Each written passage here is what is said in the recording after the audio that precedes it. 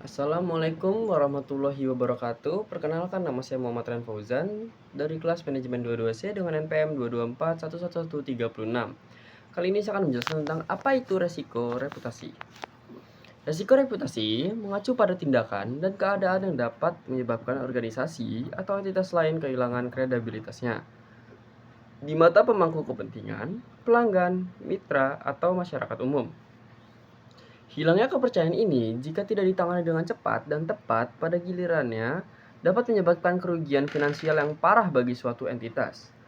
Resiko reputasi seringkali terkait dengan resiko operasional, kegagalan signifikan dalam suatu organisasi.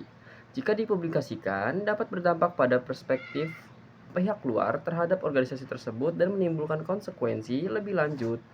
Orang-orang dan organisasi yang sebelumnya mendukung perusahaan mungkin memilih untuk mengalihkan bisnis mereka ke tempat lain karena kehilangan kepercayaan terhadap perusahaan itu sendiri. Apa sih penyebab dari resiko reputasi? Resiko reputasi terkadang dapat disebabkan oleh insiden yang terisolasi namun parah, yang beberapanya diantaranya terjadi tanpa peringatan. Di lain waktu, hal ini dapat disebabkan oleh sifat aktivitas suatu entitas dan berlangsung dalam jangka waktu yang lama. Hal yang umum adalah bahwa dampak resiko reputasi terhadap kredibilitas suatu entitas dan seringkali pada keuangan sering membutuhkan waktu lama untuk diperbaiki. Penyebab resiko reputasi dapat diklasifikasikan menjadi langsung dan tidak langsung atau tangensial. Langsung, yaitu resiko yang merupakan akibat dari tindakan kolektif atau kelembaban suatu bisnis. Tidak langsung adalah resiko yang diakibatkan oleh kesalahan yang dilakukan oleh perwakilan perusahaan. Tangensial adalah resiko yang ditimbulkan dari hubungan perusahaan dengan pihak ketiga yang mengalami kerusakan reputasi. Selanjutnya adalah jenis-jenis dari resiko reputasi. Resiko reputasi dapat berasal dari berbagai sumber, mulai dari model bisnis atau budaya perusahaan secara keseluruhan hingga tindakan yang memalukan atau komentar yang meremehkan karyawan. Sebuah perusahaan bahkan dapat menghadapi ancaman terhadap reputasinya melalui rasa bersalah karena asosiasi jika mitra bisnis atau klien terkenalnya mengalami masalah dengan citra publiknya. Selanjutnya adalah produk dan atau pelayanan berkualitas buruk. Menyediakan produk dan layanan yang tidak memenuhi harapan pelanggan merupakan resiko reputasi yang penting. Hal ini terutama berlaku di era komunikasi yang cepat melalui saluran digital. Meskipun sebagian besar pelanggan merasa puas dengan apa yang mereka peroleh dari suatu organisasi, pelanggan yang tidak puas dapat menyebarkan publisitasi negatif dengan cepat melalui internet. Dan jika sebuah organisasi tidak melakukan tugasnya dengan cukup baik dalam mengatasi permasalahan ini, walaupun organisasi tersebut tidak kehilangan pelanggan setianya, namun organisasi tersebut akan mengalami kesulitan dalam mendatangkan pelanggan baru. Yang selanjutnya adalah pelanggaran oleh perwakilan. Orang-orang yang berafiliasi dengan suatu organisasi dapat menimbulkan resiko reputasi jika mereka berperilaku buruk karena masyarakat sering melihat tindakan tersebut mencerminkan organisasi itu tersendiri.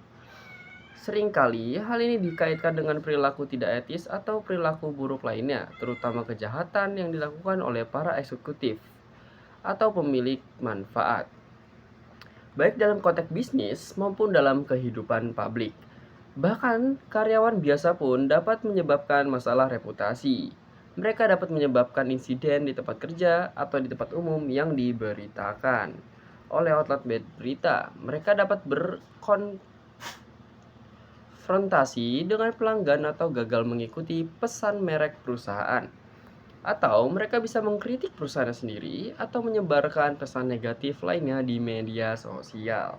Selanjutnya adalah kegagalan keamanan. Hal ini dapat merujuk pada keamanan fisik dan keamanan cyber. Jika seseorang membobol kantor fisik perusahaan dan mencuri atau menghancurkan properti, hal itu dapat menurunkan kepercayaan pihak luar terhadap kemampuan perusahaan dalam melindungi asetnya.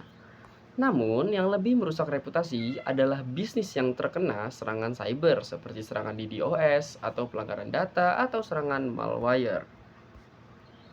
Ada dua alasan untuk ini. Yang pertama adalah bahwa serangan cyber dapat melumpuhkan fungsi perusahaan dan mencegah perusahaan memberikan layanan. Setidaknya jauh lebih mudah dibandingkan dengan pencurian fisik. Yang kedua adalah kejahatan dunia maya dapat mencuri data pelanggan dan menggunakannya untuk melakukan segala macam hal penipuan.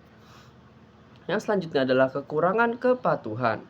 Dalam industri dengan regulasi ketat seperti jasa keuangan, bisnis memiliki beberapa aturan tambahan yang harus ditaati. Jadi, sumber utama risiko reputasi di bank misalnya adalah ketahuan mengabaikan persyaratan kepatuhan ini. Badan pengatur seringkali mempublikasikan organisasi mana yang ditemukan tidak patuh, alasannya, dan bagaimana tindakan disiplinnya. Jadi meskipun kurangnya kepatuhan, suatu organisasi tidak mengakibatkan kerugian langsung terhadap pihak-pihak yang terkait. Hal ini masih dapat menyebabkan mereka ragu bahwa organisasi tersebut melakukan apa yang diperlukan untuk melindungi kepentingan mereka. Selanjutnya adalah penipuan eksternal ataupun internal. Kategori ini sejalan dengan resiko yang disebabkan oleh kegagalan keamanan dan kesalahan perwakilan. Kegagalan suatu bisnis dalam mencegah penipuan yang dilakukan pihak luar seperti pencurian identitas, pengambilan akun, dan lain-lain. Dapat membuat pelanggan takut karena mereka merasa tidak aman atau karena platform tersebut mengizinkan transaksi yang tidak adil. Pada gilirannya, hal ini dapat menimbulkan keraguan di kalangan pemangku kepentingan mengenai kemampuan perusahaan untuk beroperasi secara menguntungkan. Di sisi lain, organisasi tidak dapat pengendalian internal yang tidak memadai mungkin akan dimanfaatkan dari dalam. Karyawan mungkin mengeksploitasi kelemahan proses untuk mencuri uang, properti, atau informasi. Atau pejabat senior yang dapat menyalahgunakan wewenang dan informasi yang diberikannya. Baik, sekian dari saya Muhammad Fauzan. Wassalamualaikum warahmatullahi wabarakatuh.